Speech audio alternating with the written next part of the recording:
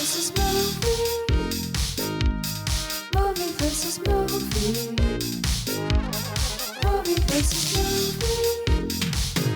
Movie versus movie. Welcome back, everyone, to Movie versus Movie, not tabletop to the other podcast I do. This is your host, Nick, and your other host, Patrick. What's up?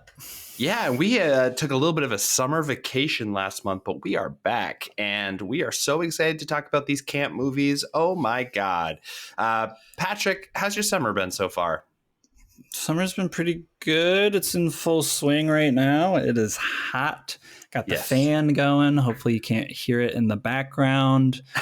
But yeah, I haven't done a ton of summery things. We went to Maine a couple weekends ago, which, you know, we love Maine. It's vacation land. Great place to go in the summer. But I don't know. I could use some I could go for like a dip in a nice lake or something. Do you ocean swim?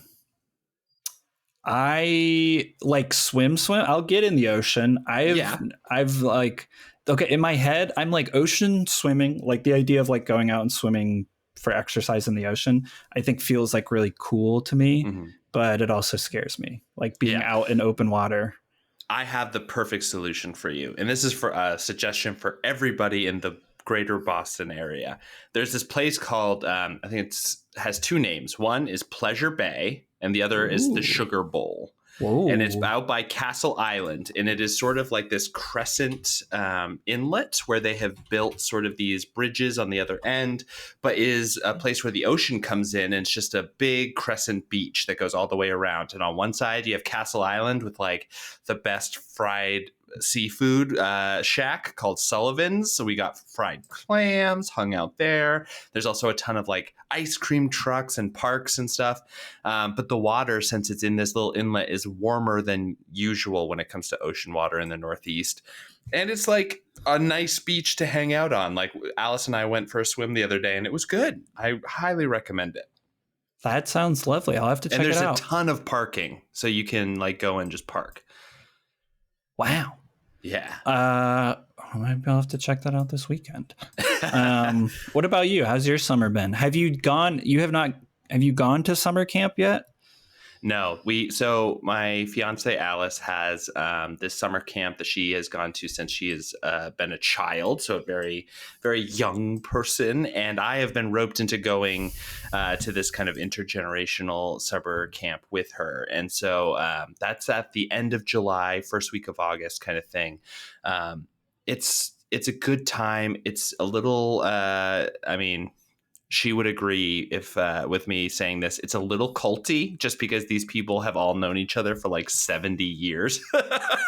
And I'm just sort of like coming in on this at the end here. So it's fun to kind of just have a week to hang out. It's on a beach in Maine, and I teach acting workshops while I'm there, so I don't have to pay a crazy amount of money to stay there. This is the big thing for me is like growing up, I didn't go to any summer camps because I was like very poor. So like I never did like sleepaway camp or anything.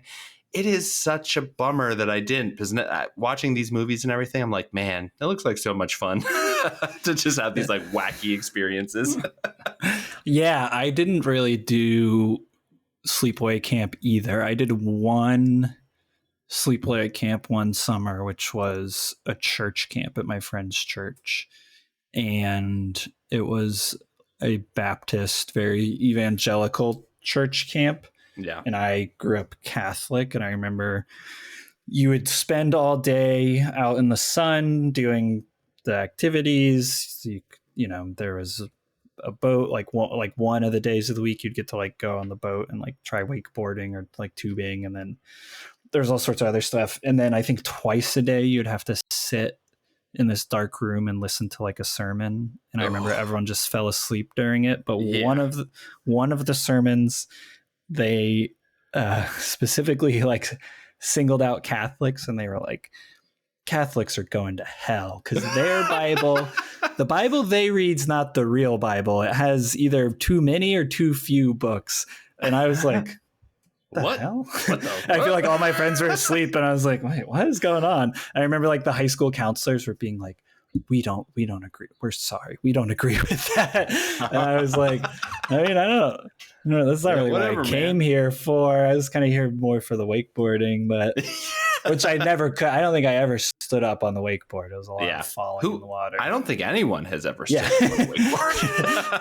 it's all a big scam. Yeah. Don't fall for the scam to sell wakeboarding. more wakeboards. Multi-level marketing. But yeah, so I would go on like church retreats, which are like weekend retreats, which I think maybe I got a little more of the camp experience of like people like going to make out in the woods and like the kind of like that kind of thing. But yeah, I didn't have a ton of this experience either. So yeah, I mean, like a lot of my like college friends and all that kind of thing, they would tell me about going to like a theater sleepaway camp, and that sounded like just the most fun because everyone was nerdy, queer kids, just like let's all hang out and have a cool summer, and like got up to a ton of mischief. So I always was jealous of that, but not my family was not one to drop me off in the Catskills. Right. Speaking of, we were talking about Maine. We're talking about summer camps. Let's jump into our first movie. For our audience, we are going to be judging these based off of summer camp movies in all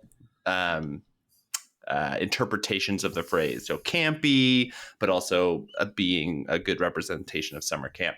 And here we go. We're going to start with Wet Hot American Summer, one of, I would say, the most like iconic kind of movies of its time, and really launched a ton of people's careers. Like this was the first movie that Bradley Cooper did out of college. It has, it's just a who's who. It has Paul Rudd, Molly Shannon, Christopher Maloney. Who else? Oh, Amy Poehler. I mean, come on. Elizabeth Banks is in there. Janine Garofalo. And I think that when I watch this movie, I just am like, I wish I was on set for this movie. It looks like it would have been such a blast. Like crazy, just doing the weirdest shit that you wanted to do. Yes, it's like, it feels like very much a movie that people were just having fun. Because it came out of, a lot of the people came from the sketch group The State. Yeah. And I think they had a show briefly. I think very briefly. And then they also were doing a lot of like stuff in New York, like at theaters and all that kind of thing. And it feels like it's kind of, an assemblage of sketches cobbled into somewhat of a coherent plot. I feel like, would you say? I would say that, this is sort of like a spiritual predecessor to like Hot Rod in some ways, where it's very clearly like a group of people's voice coming through super clearly. And then they were like, we got to like put a story in here afterwards. You know what I mean? Yeah. And I think probably similarly to Hot Rod, I feel like this movie exists as kind of like a comedic activation point for a lot of people of like our generation, or maybe a little older than us, because this was a little earlier, 2001, earlier than Hot Rod. But like a kind of like a seminal text for people's like comedic sensibilities. But I had never seen, we'll talk about, I had never seen it until watching it for this. And I think we'll talk about it as we get into it. And I'm going to preface this description of the plot with, the plot really doesn't matter. And a lot of the jokes and humor are in there in a way that really isn't plot based. Like there's a running gag that whenever someone throws something off screen, there's like a sound of a ceramic pot breaking. And that's throughout the whole movie. There's like this one shot where kids are running off screen, and then they just run to stand at like a wall of a shed, and there's just a line of them doing that. And there's like a lot of weird shit like that that we're not going to really be able to talk about in this plot summary, but we'll give it a try. So why don't we start in? Okay, so the setting. So this film is set at a summer camp, Camp Firewood, which is in Waterville, Maine, and it's the last day of camp, and it's sort of jumps around the camp, so you're going to spend time with like a bunch of different people. Most of the counselors are your kind of focal point, and they're supposed to be playing like 16-year-olds, but they're all very clearly like 20s, 30s, and they really make no real effort to hide that fact, which is really great. And it starts with the Cook Gene, who is a Vietnam War veteran, trying to like, he's like feeding everyone in this hall, and he sort of has this like sidekick who's like prepping all of the food, and there's a running joke throughout the movie where he's just like yelling at him and then reveals like a sexual fetish that he has, and then he's like, forget that last thing, and then just like walks away, and it just keeps happening throughout the movie. I feel like Continue I on. was just gonna say the structure of the movie is like there's kind of like, I feel like there are like character centered bits and sketches that kind of like recur, and at various points there's, it'll be focused on one character, but then other characters will like interact in it. There is, I mean, I think this is how there's a handful of these like sketch type movies that do this, but did you ever read the Wayside School books when you were a kid? Yeah, I did. It like kind of reminds me of that, where like each chapter focuses on a specific character, but then like the other characters that you're introduced to will appear in that. And I feel like this movie is kind of like that, because you're like introduced to the Cooks, to his whole thing. Yeah. And then it's revisited throughout the movie, or he'll come into other scenes. It's like this, and because I feel like his character might have the most arc of the movie. Yeah, I mean, for real. Like, and I'm also looking at this plot summary, and it's impossible to really give a cohesive plot summary, because all of this is just like they've kind of grouped all of the various character sketches into their various plot lines. So maybe we just talk about it in a little bit more of a free form way, but like, yeah, they start out with like Coop, who is like kind of your main character, but again, he is sort of just one of the counselors. And there's like Andy, who's played by Paul Rudd, who's just like the most asshole-ish kind of cool kid that you can imagine. And, all of the kind of like prototypical people that you would meet at one of these camps, or that would be in one of these like kind of summer camp movies, are represented. Like there's the weird cook from Vietnam. There's, I guess the bean cam. There's the two gay counselors who are secretly in love, and like the drama, like, centered part of the camp that are all like super competitive and super serious about what they're doing, even though it's kind of stupid.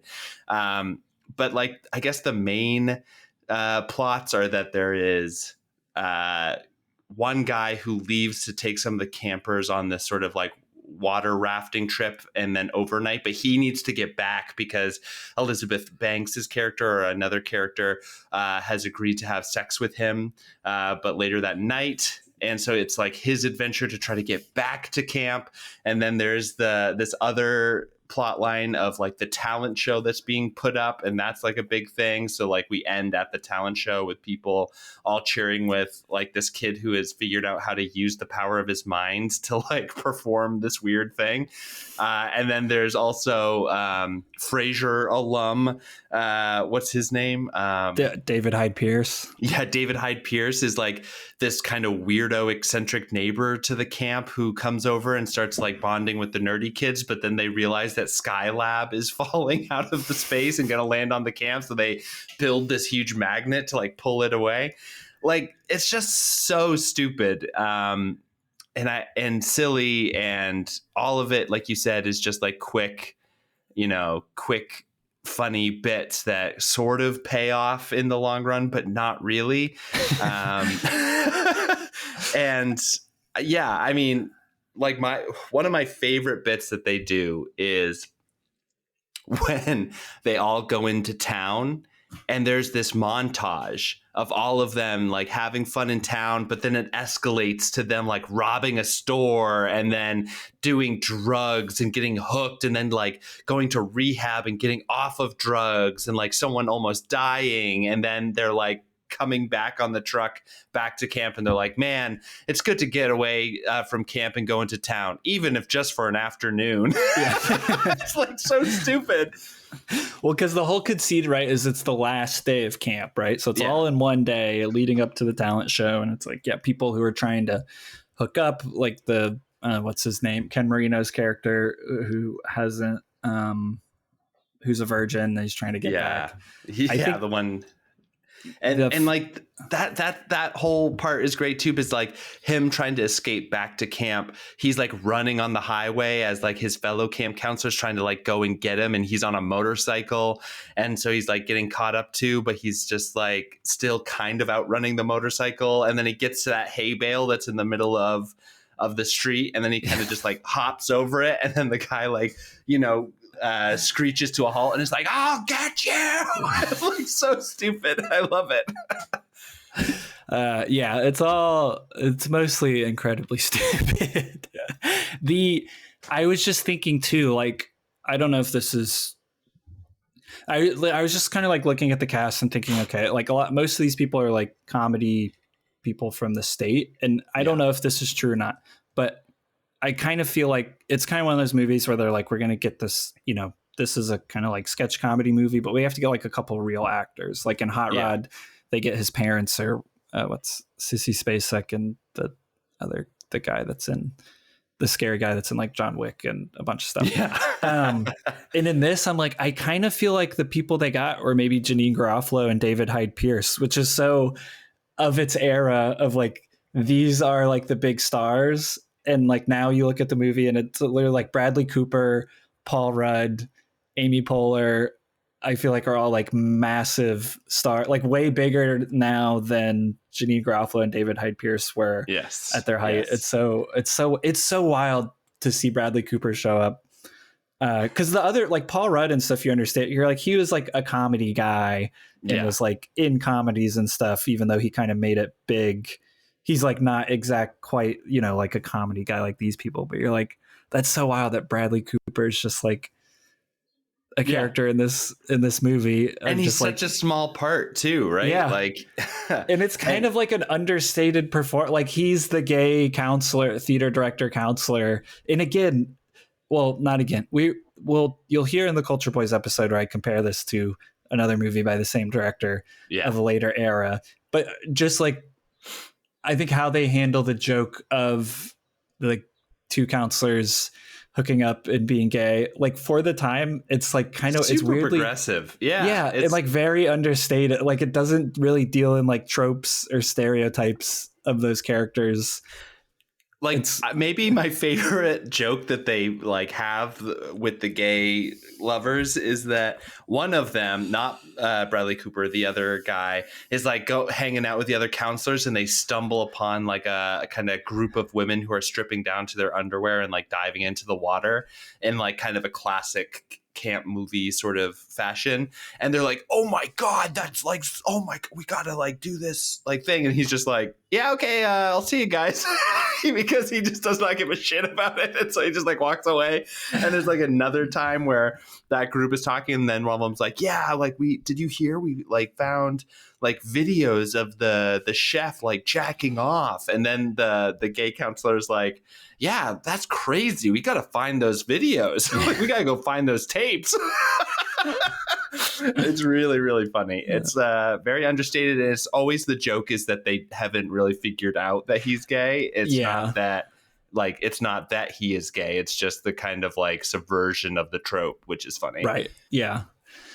Yeah. But and I don't want to reveal this if you don't want to, but you said that you were sort of didn't love this movie, and I can totally understand that, but we've saved all of our talking about it till the episode. So what is that, do you think? What do you feel like it was missing? Do you just feel like it was a little undigestible because of the lack of like a cohesive plot? Or yeah, it might be like closer to that. I don't know. It was like, again, I kind of knew this movie as a cult classic. I think I had watched clips and stuff. I know I had, because I think, I mean, maybe this is just revealing of my comedic sensibilities. Mm-hmm. I don't know if I think maybe one of the funniest parts I think of the movie is just when it's Ken Marino's character who's driving the van. Mm-hmm. He's driving the van and he just crashes into the tree out of nowhere. Yeah. It's like, it's such a stupid gag. I'd seen that clip before, just like on YouTube and stuff. So I was aware, like I knew of this movie and I was like excited to watch it. And Aaron and I watched it together. And it was just like a weird thing where I found us both like chuckling, but no like big laugh out loud moments that I kind of like expected to have. And so it was like a weird thing where I was like, I appreciate this movie, but it's not quite hitting me in that spot. And I was like, I don't know. I was trying to like think about it a little bit. Like it's just like one notch off of like my dial for some reason.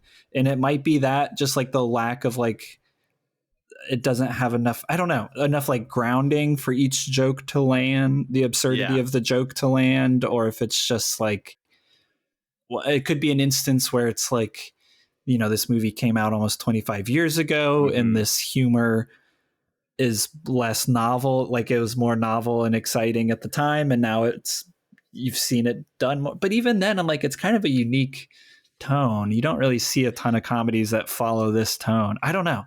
It's like hard to say. I understand that a lot of the jokes too are for me like chucklers and not laugh out loud jokes. But I just see the DNA of this movie in so much other stuff. Like there's a bit in the movie where every time one of the children that they are neglecting because they're idiot campers, but whenever they die or they witness them doing something wrong or whatever, it just cuts to a van driving along this like winding road, and then the van door opens and they throw the kid out on the side of the road and drive away. And I just feel like that reminds me of like Auntie Donna, which is a sketch group from Australia. They released a really great Netflix series where every time someone dies in one of their sketches, it just cuts to them dumping a mannequin into the trash can. And it's like that kind of stuff. You just like, you see the like the bones of a lot of comedies that came after this movie. So it just feels so seminal. There's like Molly Shannon is excellent in this movie. Her whole like arc is she's the art teacher, but she's kind of breaking down because her husband, Ron, she's like not over him, but they're divorcing. And this like, you know, 12-year-old like starts comforting her and kind of like giving her some like therapeutic advice. And the whole group of kids are all like, you're better than that. You don't need to go back to him. And then it kind of like Ron shows up and she rejects him at the end of the movie. And then it cuts to like the last, like the pickup time, and her and this little kid are getting married. It's like this like really stupid shit. Yeah. Yeah, no, again, it's like there's a lot of stuff where it's like the gag, it's like on paper and like the construction of it, I'm like, this is good. Yeah. But as just like something, I don't know. But it's like, I don't know. It's also sometimes comedies just like play better. Like if I watch this with a bunch of people, you know, you're like, maybe I don't know, or maybe even watch it like a party film, you know what I mean? Yeah. Or even watching it again, because there is some stuff. I think it's like it is a little hard to like grasp the tone of it, and so you're not always sure when it's trying to play something a little more serious or as a joke. And there are certain things that are really small where you kind of miss it, like them lining up against the wall. It's very brief and in the background, and it, like the first time you're just like, what the hell? Like, is that intentional? I will say that this, I think, is like one of the first really surreal sketch films. Like a lot of sketch films in the past, like if you think of like Animal House or any of those that are kind of like come out of sketch groups that are making movies, they all are kind of more plot based. They're more like traditional humor, and they're very much like of their time. Like there's no difficult jokes. And then I feel like this movie is very much surreal, weird. Like you have to like kind of watch and think about it and like be pretty quick to pick up on them. So yeah, maybe it is sort of like a rewatcher's movie because you just notice the other things that you just couldn't pick up because there's so much happening all the time. Yeah. And at times, I feel like at times it feels like it's going for kind of a straight ahead parody of these types of movies. Well, you know, Yeah. kind of like a la Scary Movie type thing. But most of it is not. It's almost like there's like multiple layers of irony where it's like a parody of the you know, kind of like certain scene. I feel like there's like the sports scene where they're going to play the game and then they like drive up and they're like, actually, we decided like they kind of lay out how the trope would play out with the sports team and like them doing the speech. And they're like, no, we decided it's not like worth the time.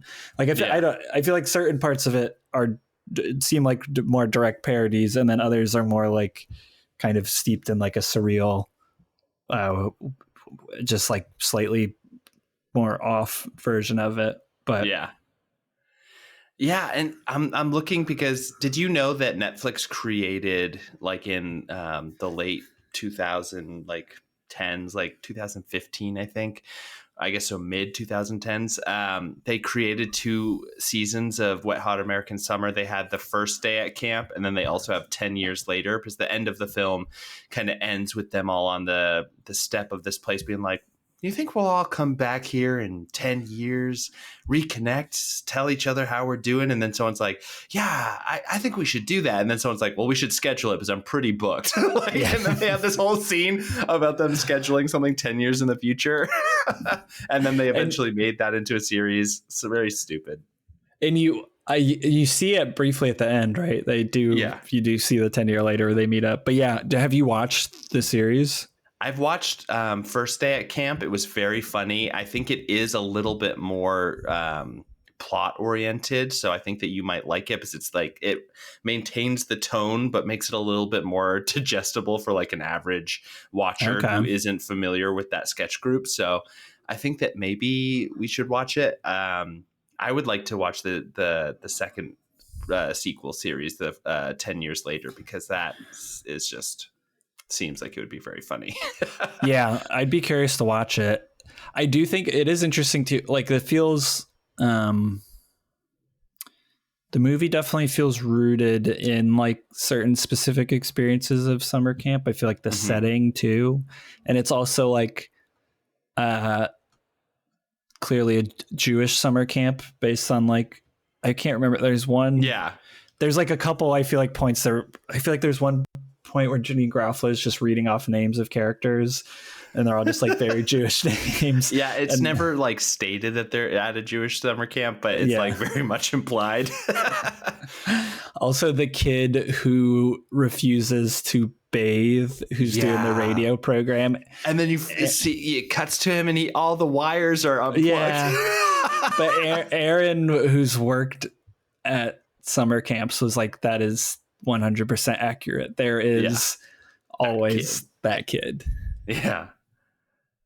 Oh man. So what did you end up rating this on Letterboxd? I think I gave it 3.5, and I don't remember if I wrote anything about it.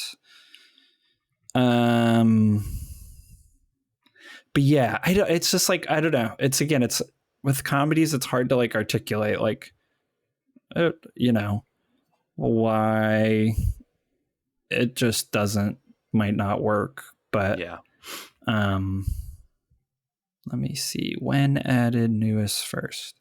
I gave it a 3. I was a little lower on it. Yeah, which I mean is still good. Yeah, I don't know, it was just like but then it's not, you know, that's an average rating. It doesn't mean it's bad. It's just, you know, didn't do it for you. It's just interesting because, again, I'm looking at people on Letterboxd, like both people that I know, like you and Alice, and other people in the comedy scene, and like other people that I follow who are like people in comedy or, you know, movie reviewers and stuff. And I'm like, people like, I think this is like a seminal movie for a lot of people. And so I was like, it's interesting because I think I have similar comedic sensibilities to like you and some of these other people. And I'm like, I don't know. I just wonder why it didn't.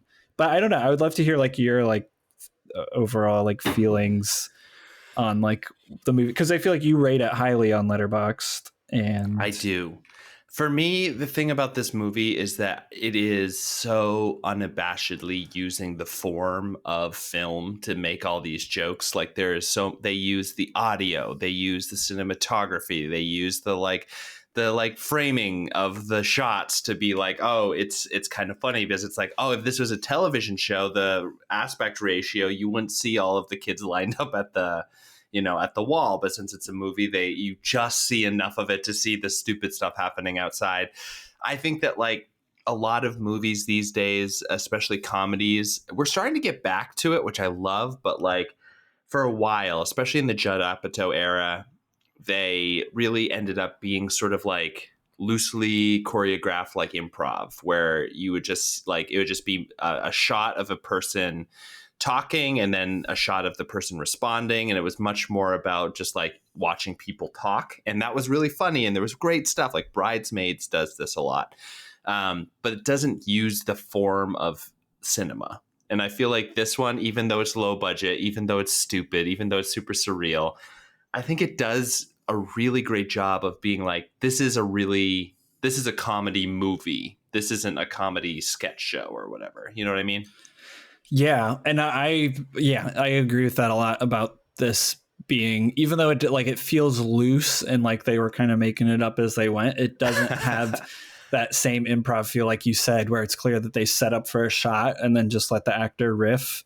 Yeah. And then just kind of like pull stuff from it. And like you said, it's just kind of like shot, reverse shot of people talking to each other. It is. Yeah. There's a lot of like visual. It's a mix. There's visual gags, like you said. Yeah. And I, as we talk about Addams Family Values too, I just talking about like the visual language of comedies that like don't really exist anymore. Yeah. I'm excited to talk about that one because I think that has a lot of visual like dynamism that I'm just like, I miss when like movies looked like this. Yeah. I mean, why don't we snap over to Addams Family Values? Because and again, like that, this one's going to be easier to track in sort of a linear way because of the plot, I guess, of Addams Family Values. So why don't you take us away? This is a movie that's really near and dear to my heart. The first one is one that I watched a ton when I was a kid. And then I watched this later in life and I was like, there was another one. And so I just really love it as well. So, and this is also a first time watch for you. So yeah, and I have not seen the first one. Nick told me I would be okay without having seen it. So yeah. I was not familiar with these characters going in. No, I generally know the Addams Family characters, but I don't know what happens in the first one or how it affects the plot of this one. But I was told that there was a dance scene in the first one too. There's a dance scene in this one too. I like the dance scene in the first one a little bit more, but it's really good. It's for the audience who may share the same worries Patrick had about whether or not you need to watch the first one. Not at all.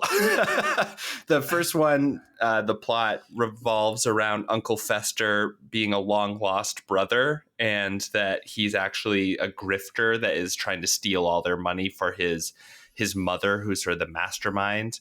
And it turns out he's actually is Uncle Fester from the Addams Family. So it's just sort of like bringing like kind of an origin story for the family a little bit. So you really don't need it at all, because this does not reference it even once. Wonderful. Well, so the family, the titular Addams family is Morticia and Gomez, mm-hmm. the mother and father, Fester, who's the uncle. Yep. Wednesday and Pugsley, yep. who are the kids, and then you have Lurch, the butler. Love Lurch. You have Thing, it's the hand. The hand. And then Butler. Grandma, Carol Kane. Who is insane. Oh my God. But I guess the inciting incident of the plot is that Gomez and Morticia have a baby that they name Pubert. Yes. And please Nick interrupt me to remind, because I will admit, we watched these movies. It's been a little while since we watched these movies. I think they're both very memorable, so they're staying fresh in my mind. But this movie particularly is so packed full of gags and jokes throughout. Like I was pretty astonished at the like rhythm of it comedically, and just like right off the bat, you hit the ground running. It gives you, it's zero. It's like, oh, you wanted to see an Addams Family movie? Okay, we're already halfway in. Like it's very like, in medias res kind of thing. Yeah, well, because what does she say? Well, the whole I feel like everyone has their thing, and the whole thing with Morticia is that she constantly has the like moonlight like strip over her eyes, and they're just like sitting reading or doing something macabre, and what is she just looks up and says when she's like gonna have the baby, she's like, she looks up and she's like, I'm like, this is labor or something, and he's like, sorry, would you like to do something else? And she's like, no, I'm in labor. And they're like, oh, okay. So they have the baby Pubert, and immediately Wednesday and Pugsley, as older siblings are wont to do, want to murder the baby because he's stealing the attention and affections of their parents. Which I feel like this movie is like grounded, it's grounded in a relatable family dynamic, but everything's just a little bit twisted and dark. But then, so that the Addams parents are looking for a nanny to watch the baby and, more or less protect him from the two children. And they kind of interview a bevy of candidates and end up settling on Debbie, who is played by Joan Cusack. One of her greatest roles. She crushes this movie, I feel like. Absolutely. And I will admit, my knowledge of Joan Cusack, I think, was primarily from the movie School of Rock. Yes. Which is another a great iconic movie. Yeah. But in School of Rock, she's very much the kind of like school marm of the school. She's like the uptight principal that she lets loose a little bit. But I was like, Joan Cusack is like, that's kind of my impression of her. So in this, I was like, whoa, Joan Cusack. Like, she's a mega babe in this movie. Like, yeah, for real. This is a horny movie. Like, between the thing that I all love, the adults in this movies are so horny. This is the thing about Addams Family that I love, is that I think it is actually, it's always sort of playing against the traditional family values of like America or whatever. But if you look at Morticia and Gomez, they have like maybe the best relationship in movies. Like, they are desperately in love with each other. They still desire each other greatly. And they're just like, they love their family. They love doing their hobbies. Like, it's great. It's like, this is who I aspire to be. Absolutely.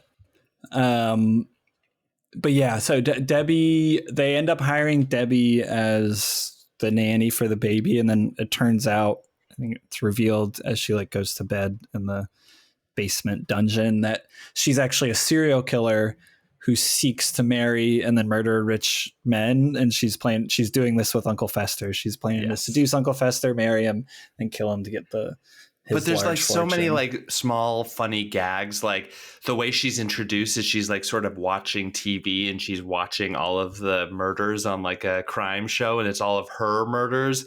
And then it's like, who will this Black Widow like target next? And then she looks down, and there's like Rich and Weird magazine, and it's Fester's face on it. And just Christopher Lloyd as Uncle Fester is so good. I think that it's maybe his best role. I know that he's done a ton of other things. I know people love Back to the Future. I think he's so good in this. Completely embodies such a weirdo. Like, the prostheses are fun. Like, what a great fun time he had. Yeah, and he's just he's such like a singular performer, but in like multiple roles, because you're like, it's very clearly Christopher Lloyd, but it's such like a unique performance of Uncle Fester, and he straddles that line so well. I feel like of what the Addams Family is, of like terrifying but extremely lovable. Yeah, like Yeah. he is very clearly a monster, but also like, oh, he just wants love. Yeah, there's so much again with the relationships. There's kind of this really sweet brotherly relationship between him and Gomez that you're kind of like, that's so nice. I want to. But it's like, also it's the thing I love about Addams Family and why I wish we had more specifically of like these older, like this cast or at least this tone of Addams Family, is that it is exactly what you're saying of like, oh, I want this type of relationship. But they're very clear that like, oh, at this one time when I was a kid, I locked him in a coffin and buried him underground for 3 weeks. And then when we like dug him up, he had chewed his way out. Isn't that crazy? And then like everyone's like, that was a good time. And you're just like, what the fuck? Yeah, it's so great. And it's such an easy, I mean, you think about like, we're both in comedy. You think about like comedy game and like bits and like how to structure a joke and like setup and stuff. And that's, I mean, I think we can kind of talk, like we talked a little bit about Wet Hot American Summer, about like maybe some of the reason it's hard to always laugh out loud at these jokes is there's not like a clear like grounding thing. And I feel like the Addams Family is so clear of like, this family exists in the normal world and they're functionally a normal quote unquote family that follows like a family structure, a nuclear family structure, but they're just obsessed with death. So at any point, you know, they're going to take anything seemingly normal and like just make it about death. And that's just like an easy joke formula that they can just, not that it's obviously like the people worked really hard on this, but they can just hit that joke over and over and over again. And it's satisfying every time, you know? Yeah. It's also, it really, in improv, we talk about all the time of like, don't cede ground, like don't give up your character's point of view just because someone else disagrees with it kind of thing.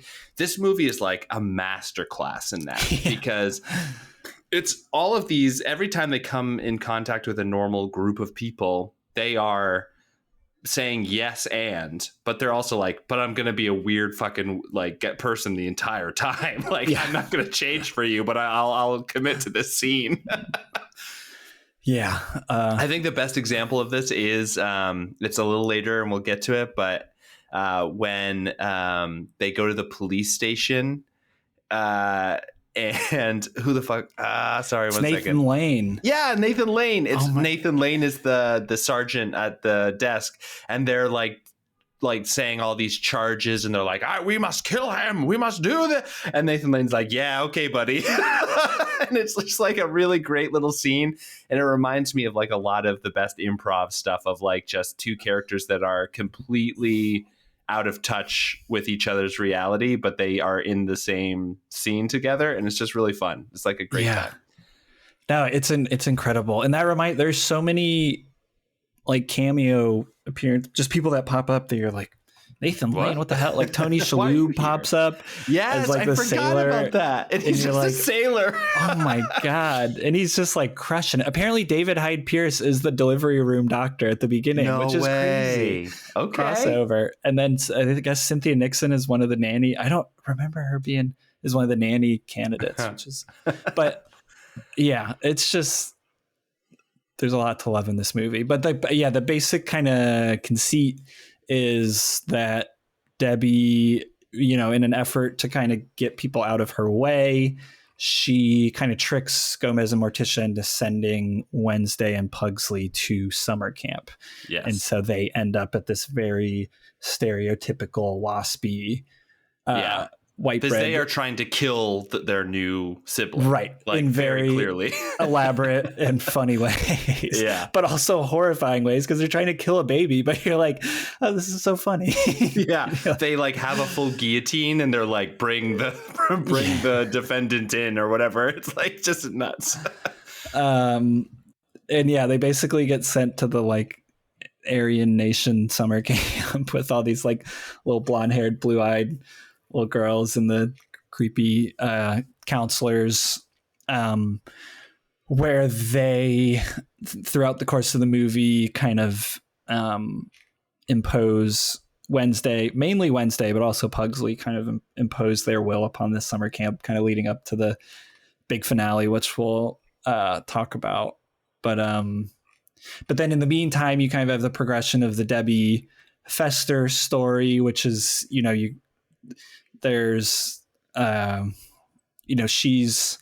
she doesn't have to work very hard, but she is working her charms on Fester, and he's wholly smitten. They become engaged to be married. And you can tell she's kind of plotting her out. I mean, because she like drops a toaster in his bathtub and stuff. Like, she's very clearly trying to kill him. Yeah, on their honeymoon, she drops the boombox into the bathtub. Yes, that's what it is. With the classic scene, and does he just not die? Is there an explanation? Yeah. I mean, it is kind of in the first movie. It's classic that he was struck by lightning, and that's what brought all of his memories back. And ever since then, he can like put a light bulb in his mouth and it lights up. Okay. And so I think maybe we're revisiting that here, but it also is just like, he just is really durable. I mean, he survives an explosion pretty much for no reason either. Yeah. Okay. Yeah. So I mean, there's just great. It's just stuff like that where you're like, I guess, because I was like, I hadn't seen the first movie. I knew the imagery of the light bulb in the mouth, but I was like, yeah, I guess he's just like kind of invincible. It's kind of unclear if he's like slightly a Frankenstein or not. I guess the Lurch is more the Frankenstein, but yeah, he's more like the undead, I guess. Yeah. But yeah, kind of over the course of this, they cut ties. Debbie like cuts ties with the rest of the family, and then as she's been like watching Pubert, he turns into this like blue-eyed, rosy-cheeked little blonde-haired baby, and they're like horrified. Oh, no! And they're like, is there any way to reverse this? And we should also say that the baby has like a pencil mustache. It's incredible. Yeah, it's so good. And then also like Gomez, after like a wedding or whatever, it's very clear that Pubert, the baby, is like hungover, and so he gives him like hair of the dog, like rum, an egg, and then he like shakes it up and gives it to him in his bottle. Oh my god, it's so fun. The baby's amazing. Anything with the baby is incredible. Yeah, the baby is the greatest prop that they have on that set. But yeah, and it's funny too, because like grandma's like, this family life that you had, like the reason this happened was this kind of like family life you had established, like has kind of been interrupted and corrupted, and now he's like become this thing that that you're so wholly opposed to. So again, it's just like this idea of their like quote unquote traditional family values. Yes. But I'm going off the Wikipedia plot summary, and it jumps back and forth.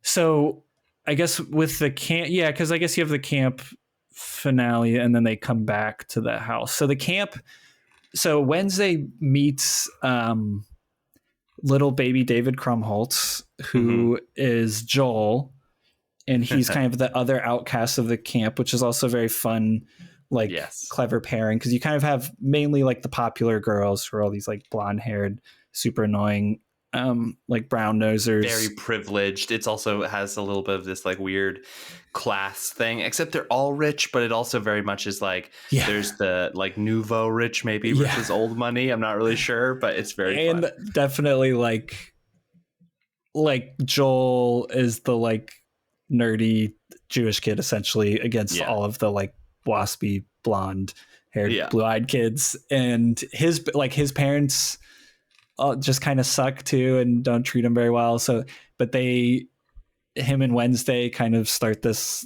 little romance at the camp, and the camp decides to put on, I feel like it's such a trope of the like overzealous theater directors at the summer camp, because the counselors are putting on a play at the end, which for some reason that they wrote. Right. It's a Thanksgiving play, and they're like the trope of like the like perfectionist, extremely demanding, but also like this kind of like patronage system where they reward the ones who are most like them kind of thing. but they're doing a Thanksgiving play for some reason. Is it explained why it's a Thanksgiving play? It's just the guy really wanted to celebrate America and celebrate the sort of glory of that first Thanksgiving, which like this is one of the rare movies that I feel like which has like gotten more correct as it ages, because I think that it was like sort of at the time maybe just kind of a funny send up of the stuff, but like Wednesday and everything that she says about like the first Thanksgiving and everything is very like politically maybe would be said on like a college campus. You know what I mean? Oh yeah, for sure. No, it's stuff that you see on like I guess not Twitter anymore. You would have seen on like old Twitter of just people like it's shit that like someone would tweet out around Thanksgiving to be like, this is a colonizer holiday. Yeah, like, exactly. People are insufferable. Whereas I was gonna see if her whole speech in there. Because they basically initially they like refuse to participate in the play. They're punished. They're sent to the little hut where they are forced to watch Disney movies. And are like tortured. And then she Wednesday kind of does this turn where she's like, she's happy and good and cheerful now, and she wants to participate in the play. And so they give her the role. They trap them in a reconditioning shack that's just all Disney movies that they play them for like 24 hours. And so they they do this, they start the play, and then Wednesday comes out for her big part and makes this like anti-colonial speech about what Thanksgiving actually represents, and then they proceed to like tie up and set fire to the rest of the stage. And like very clearly, it's like there is no on stage or on screen death or anything, but it is heavily implied that many people die in this film. It's so, oh my God, it's so great. She like gives the whole speech. She's like, you've taken the land which is rightfully ours. And the last thing is she's like, and for those reasons I've decided to scalp you and burn your village to the ground. It's incredible. It's Wednesday so Addams, our woke queen. Yeah. And then they escape to try to save Uncle Fester because he was married while they were away. Right. And so in the meantime, Debbie, this is when she tries to blow up Fester. She blows up the mansion and he just like walks out and it's like, hi honey. She pulls the gun, and then you have the car chase with Thing driving, which again, just like, so the director of this movie is Barry Sonnenfeld, who made like Men in Black. Yes. He made bad movies too, but like his first handful of movies were like this, Men in Black. Then he made like Wild West and stuff like that. But you think about those like 90s, 2000s, more like 90s comedies that were so like kinetic, and just there's so much like camera movement and practical stuff and stuff where you can just tell like someone was running around with a camera, or like just like had it on a dolly and was just like rushing around. And Barry Sonnenfeld started as a cinematographer for the Coen brothers, which he also did Raising Arizona, which also just has this energy of like you're watching a live action Looney Tunes cartoon. Yeah. And I love it like so much. And I'm like, I just miss like now like big high concept comedy movies is just like everyone has a gun or someone's like a spy or there's a ton of like CGI and shit. It just never has this like, they're just never this much fun, and I miss it. And it's just like the choreography and like how the shots are composed are so fun, like with Thing on the wheel kind of like floating but also doing these kind of like he's working the pedals as well, and it's just like it's like it really gets into the physical comedy of like the mechanics of how this stuff is working. Later on there's like the whole kind of Rube Goldberg machine with the baby at the very end, if you remember that. Like that is also a blast to watch, and like it's kind of like old school movie magic. How did you do this stuff? It's like all camera tricks, and it's great. Yes, it's just so fun. Yeah. And so you get back, Fester escapes, the kids escape, they all go back to the mansion, and then Debbie shows up and straps them all to electric chairs, planning to kill them all. And she gives her big speech where she explains her origin, which is that she wanted a ballerina Barbie for her 10th birthday, and her parents got her a Malibu Barbie. And so she murdered her parents and then continued to murder her husbands. And she's doing this via a slideshow that she's showing all of them. Yes. And one of my favorite bits about it is that she's like, I wasn't Malibu Barbie. I was never Malibu Barbie. Yeah. And then all of the Addamses are like, exactly. Like, who's going to think about you? Like they just keep agreeing with her, and it's like, oh, Debbie would have fit in perfectly with these people with how insane she is, Yeah.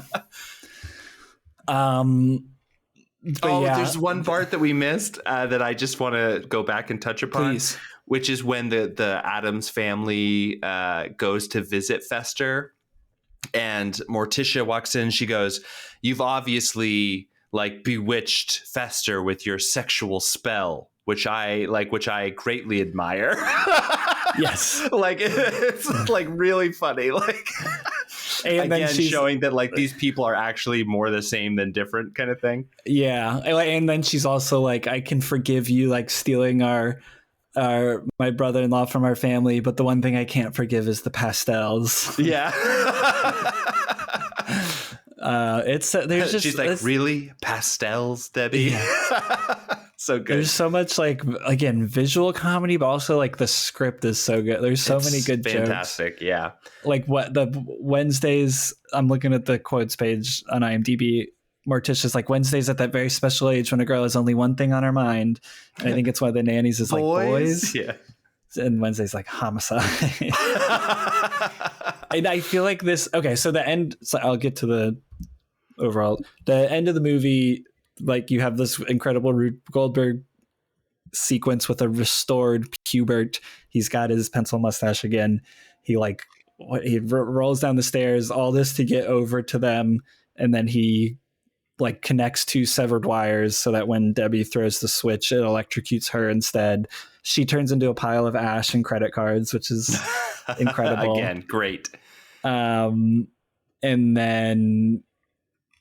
Yeah, and then it's kind of a happily ever after. I was trying to remember what you get at the end. You kind of get, Cousin It show up.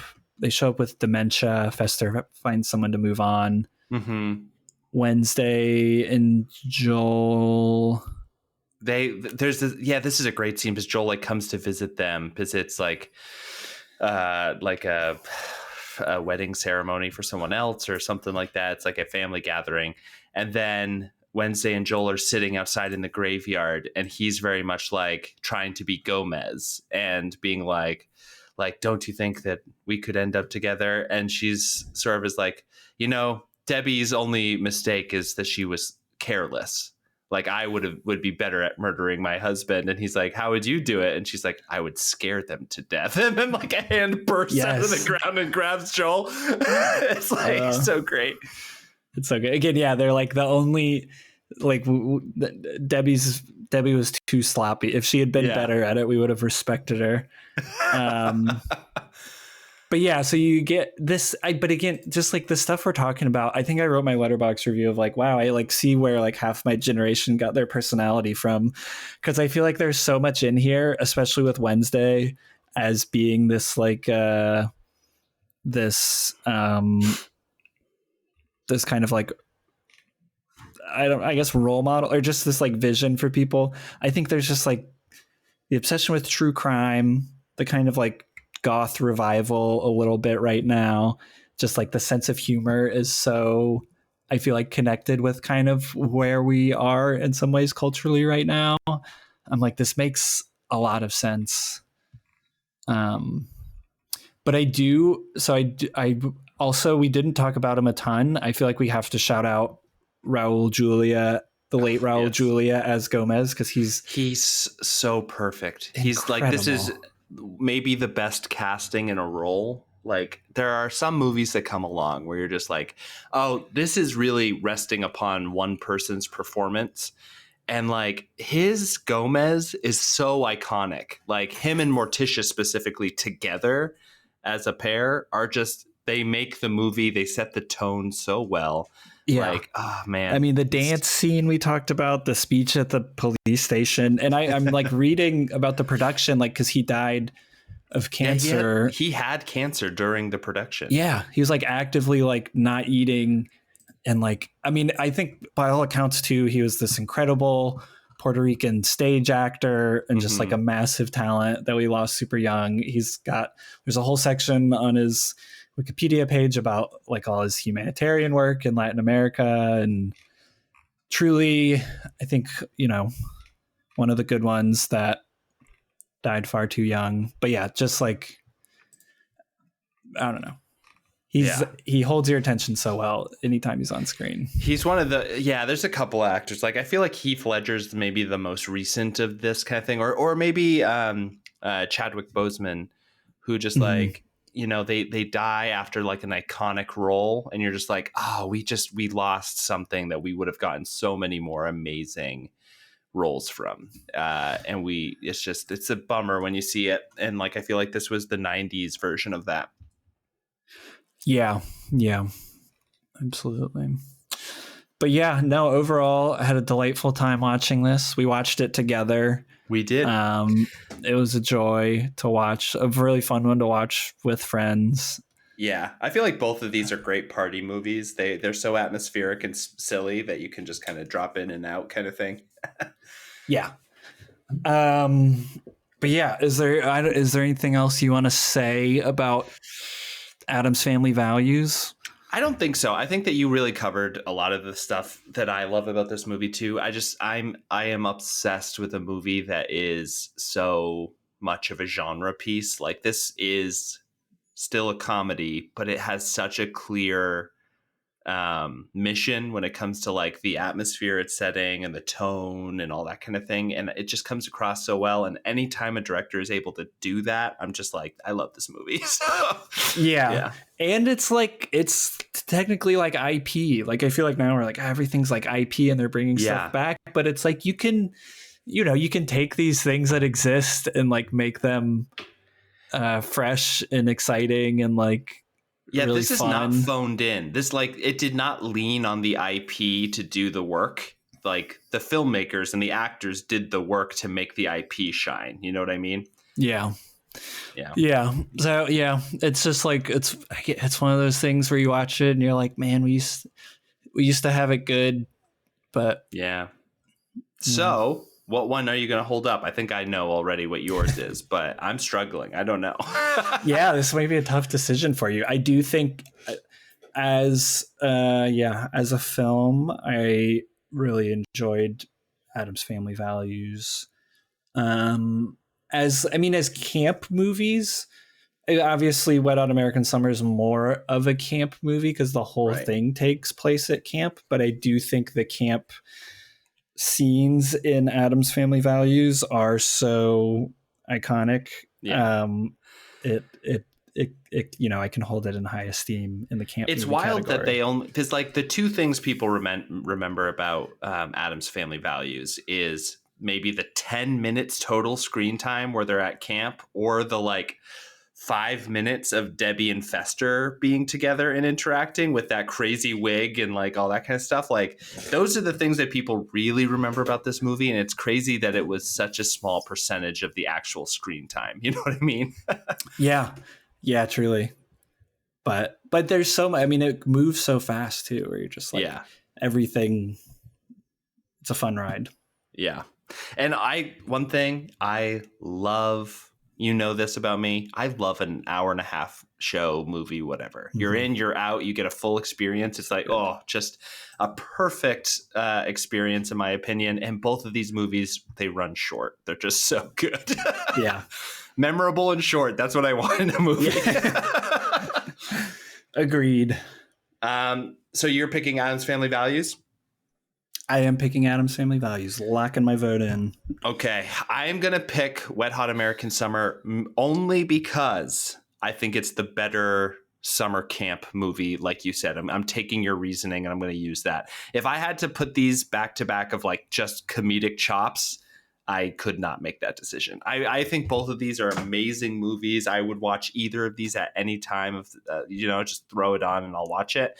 But I do think even if you go back and just look how much time we've spent talking about each one, we've obviously have a little bit of a preference for a movie with a little bit more of a plot holding it together. It's hard. You can only spend so much time being like, oh, remember that joke? Yeah. Remember that weird image that we saw for 30 seconds? That was great. So I think that I'm going to do Wet Hot American Summer merely to even the odds, because I think both of these movies need to be held up, and the audience can decide for themselves. They're the tiebreaker. So there you go. All right. Thank you all for listening to another episode of Movie versus Movie. Next episode will be a Culture Boys, and it will be released very soon, 2 weeks on Monday. And we have already picked our movies, but we're not going to reveal them until then. So we'll see you all in August with another pair of movies. And anything you want to say to the people, Patrick? I think stay cool. Again, I'll close out how we close out the Culture Boys episode, which you'll have to hear later. Just be normal and be nice. Yeah, please be normal. Just think about the people around you. Be normal. If you're interested in why we're so passionate about that right at the end of this, you'll have to listen to the next episode. So we'll see you then. Goodbye. Bye. Movie versus movie. Movie versus movie. Movie versus movie. Movie versus movie.